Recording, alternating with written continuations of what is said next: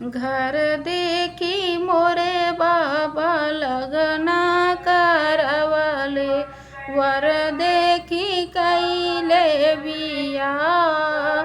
अरे घर देखी कैले बिया, भीतरा के हाल नाही जननी ये बेटी, किस्मत लिखेला भगवान।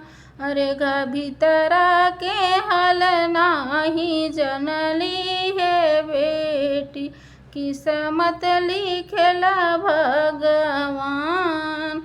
आवा ना ये बेटी बैठा मचियावा, आवा ना ये बेटी बैठा मचियावा, हमारा से कहा दिल के हाल।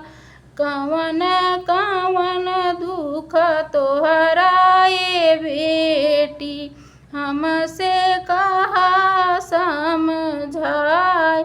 अरे कवन कवन दुख तोहरा है बेटी, हमसे कहा तू समझाए।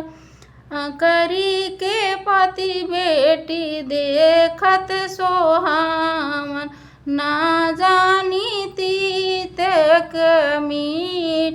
अरे करी के पति बेटी देखत सोहावन, ना जानी तीतक मीठ। महला ही देखी बेटी तोह के बिया है, ना जानी दुख की सुख।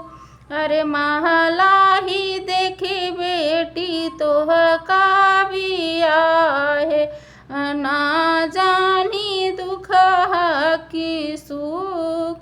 सुंदर वर देखी पढ़ल लिखल, ना जानी गुण अवगुण। सुंदर वर देखी पढ़ल लिखल हो, ना जानी सुंदर गुण।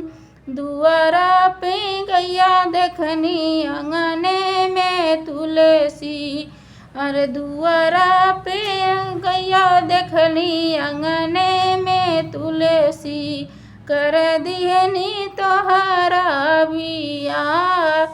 अरे कर दे है तोहरा बिया। कैसा लगा कमेंट करके ज़रूर बताइएगा दोस्तों। मेरे चैनल को सब्सक्राइब करिए, मेरे वीडियो को शेयर करिए दोस्तों, मेरा भी सपोर्ट करिए आप लोग।